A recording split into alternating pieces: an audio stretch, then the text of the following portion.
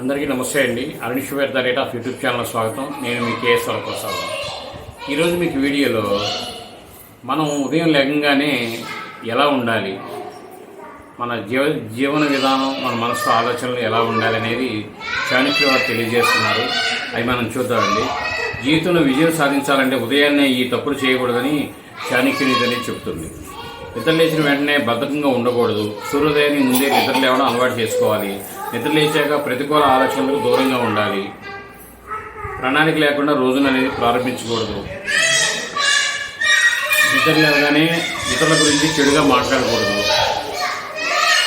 చెడుగా మాట్లాడితే మీలోని నెగిటివ్ ఎనర్జీ మీ విజయాన్ని దూరం చేసే అవకాశం అనేది ఉంటుంది.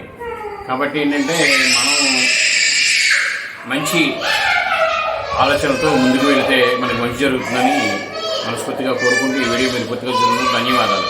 మేము మరిన్ని వీడియోలు చేయడం కోసం లైక్ చేయండి, షేర్ చేయండి, తప్పకుండా సబ్స్క్రైబ్ చేసుకోండి.